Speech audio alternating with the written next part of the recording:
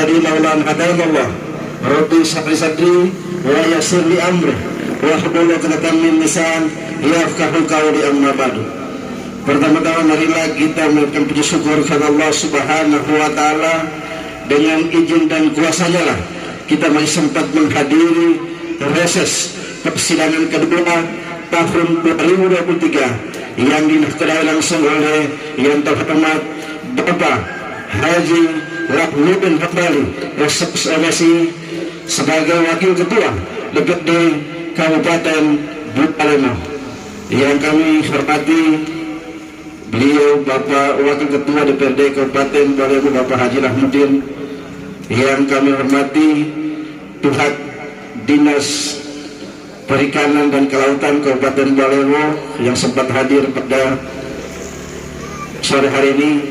Yang kami hormati dan kami banggakan seluruh warga masyarakat Desa Lahumbo yang masih setia dan ingin bersama-sama dengan kita pada sore hari ini untuk mengikuti reses persidangan kedua tahun 2023. Untuk bersikap itu, marilah kita mendengarkan sambutan. Yang saya hormati Pak Ardiansa bersama Ibu Ratna, Bu Mimi, Pak Halim, masing-masing dari para pejabat di lingkungan Dinas Perikanan dan Perindak. Saya lagi menunggu Dinas PU, Perkim, Sosial dan Pertanian, tapi belum datang. Ini kami sudah hubungi masyarakat, pemerintah desa di Tol Balang, hanya karena masih ada undangan dari Kota Raja sama Pak Darren, mantan Bupati. Kebetulan Tol Balang Walayolo mungkin, jadi saya masih lari ke sana. Pas ledungga pihak laki-laki saya pamitan ke sana. Dilaksanakan, kalau tempat ini sudah 2 kali. Kalau saya waktu reses sebelum-sebelumnya tidak pakai MC, bukan nama lote pun tapi pakai leput MC. MC saya ada kontrak dari Pak Buyaman, jadi kontrak per hari dia khusus MC reses. Dia ke tempat tinggal lagi ada banyak di sini, di rumah dinas, di perumahan lagi. Saya kira kalau reses pasti semua ingin mau bertanya, kira-kira apa saja ini lagi yang harus dilaksanakan di sini.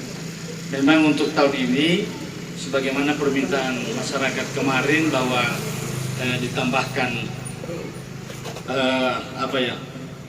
gedung TK PAUD, kayaknya tahun ini saya anggarkan dan akan dikerjakan dalam waktu dekat ini ada sebesar 150 juta. Saya juga menganggarkan untuk lapangan yang di Dusun 1 penerangannya, dan itu akan dikerjakan juga tahun ini. Alhamdulillah sudah ada, itu sebesar 200 juta. Itu untuk desa Lahumbo untuk saat ini. Karena kalau masalah yang lain-lain yang ada di sini ini seulang-ulang kali bosan juga Mbak bilang di provinsi, tapi belum dilaksanakan seperti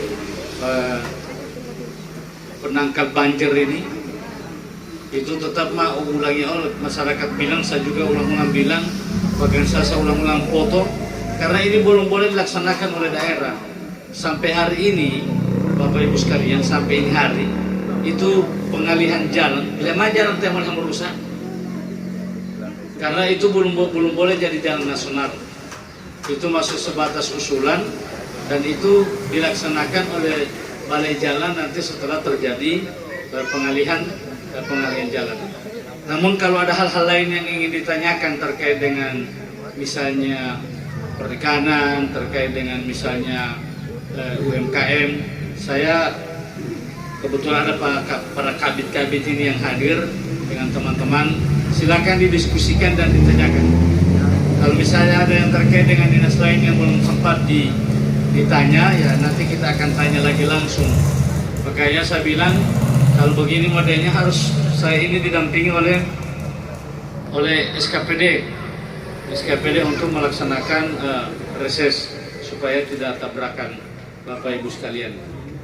Saya kira nanti akan berkembang pada diskusi. Kalau tidak ada pun yang mau ditanya, kalau tidak ada nanti yang mau ditanya, insya Allah ya berarti mereka patut reses. apalagi mau pulau di bila mengatus. Tio dia minuman tinggal di tadi. Tapi poin malah daripada begitu aneh setengah mati dia tonton-tonton. Oke, kalau ada yang ditanyakan silakan. Kalau tidak ada yang ditanyakan karena bosan mau untuk aku di Palah Mudin, ini mah biar dia mah beti reses. Nah, tidak bosan ya. Berarti ada mau tanya silakan. Kalau ada yang tanya. Saya kira itu ya. Dan juga pimpinan-pimpinan OPD yang sempat hadir. Jadi pada kesempatan ini tidak banyak yang ingin saya tanyakan, Pak. Pertama mungkin mengarah ke Dinas Pertanian tadi. Nah, sampai dengan detik ini bahwa permasalahan yang kemudian terjadi itu pada pengadaan bibit, Pak. Pengadaan bibit jagung. Kadang beberapa kelompok petani itu permintaan yang kemudian diusulkan berupa misalnya bibit NK, bibit BC, tapi yang keluar hanya bibit-bibit yang kualitasnya di bawah. Nah, mungkin itu bisa diklarifikasi kenapa kemudian pengadaannya hanya seperti itu. Kemudian yang berikut, mungkin masyarakat hari ini itu sangat sulit untuk mengajukan yang sifatnya secara administratif. Jadi secara umum bahwa masyarakat susah, Pak, untuk membuat yang namanya proposal. Nah, sehingganya pertanyaan saya, apakah dengan aspirasi yang kemudian disampaikan hanya secara lisan itu bisa diakomodir atau tidak? Atau mungkin saya bisa memberikan saran, kalau bisa bentuk satu tim khusus pembuat proposal. Jadi ketika ada kelompok-kelompok petani yang ingin mengajukan, ada tim khusus pembuat proposal yang kemudian diajukan ke pihak-pihak berwenang. Seperti itu, Pak. Barangkali itu yang bisa saya tanyakan. Wassalamualaikum warahmatullahi wabarakatuh. Ya, tanpa proposal tahun lalu masih boleh. Itu boleh di cover setelah disampaikan ke lewat dimasukkan RKPD, kemudian dimasukkan dalam RKA, kemudian dimasukkan dalam sistem SPPD. Tapi sekarang kayak tadi yang saya sampaikan, semuanya harus bentuknya proposal, karena proposal itu akan diikutan dengan SPPD sekalian. Sekarang kalau sistem sekarang ya, harus makanya tadi saya bilang saya kasih jangka waktu selama 1 minggu, karena sesudah ini orang harus langsung input ke RKPD. Tapi saya sudah minta bantuan untuk aparat desa. Desa kalau bisa aparat desa yang memfasilitasi. Saya setuju itu kalau boleh kita bentuk tim untuk 6 kelompok, 3 kelompok dengan 6 warung, mungkin lewat aparat desa. Makanya setiap proses saya undang aparat desa supaya kita tidak, dan di desa juga sama prosesnya, juga sama, tidak sama dengan proses yang ada di daerah. Saya setuju Pak Ketua PBI untuk bahwa kita sekarang ini biar baterai di mana untuk program, kalau tidak sesuai dengan mekanisme tidak kita masuk sekarang. Kebetulan kami diinformasikan untuk pengusulan yang tahun kemarin ini informasi bahwa ada benih yang tadinya diusulkan oleh petani yang harusnya misalnya merek untuk isi 18, tapi yang keluar seperti mungkin seperti itu. Jadi kita juga punya aturan di setiap mekanisme untuk perlindungan benih maupun pengadaan benih. Jadi untuk pengadaannya itu melalui pusat kementerian. Jadi kenapa? Karena kita bisa menganggarkan itu untuk APBD. Jadi kita memang sudah dari tahun kemarin itu melalui APBN. Jadi mau dan tidak mau harus ikut dari kementerian juga. Kalau dia tidak kembali harus seperti ini. Jadi harapan kami tolong diterima dulu itu bantuan. Kan semuanya tergantung pemeliharaan, ada tensinya di sini. Jadi kapan saja kami siap mendampingi bapak-bapak dari dulu petani. Jadi itu, karena untuk bantuannya itu melalui APBN, tidak melalui APBD. Kami tidak tahu apakah benih yang keluar, apakah itu merek isi 18 atau seperti itu, kita tidak tahu. Jadi begitu Pak Ketua.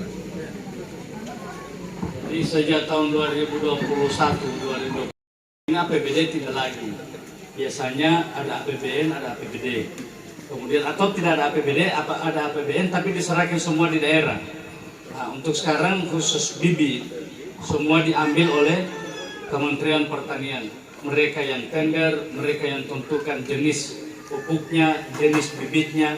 Jadi kita yang di daerah tinggal menerima. Akhirnya apa yang terjadi? Yang orang butuh bisi 18, bisi 12, tapi yang orang kasih kamari cuma yang lain, tidak sesuai dengan harapan kita. Karena yang tentukan kalau kita ada di APBD, tentu ini disesuaikan dengan harapan pertanian. Kedepannya kita dorong nanti insya Allah Dinas Pertanian untuk tetap memperlakukan koordinasi terus dengan pemerintah pusat, pemerintah provinsi. Kalau boleh khusus bibit yang dikeluarkan itu disesuaikan dengan harapan masyarakat. Nah, di sana juga ini saya lihat, tapi ini kan tidak sampai harus ke masyarakat, karena masyarakat tahu yang menerima bibit yang bagian dari mod. Sementara di sana ada perusahaan macam, saya kira Pak Ketua PMI juga memahami kondisi yang ada itu.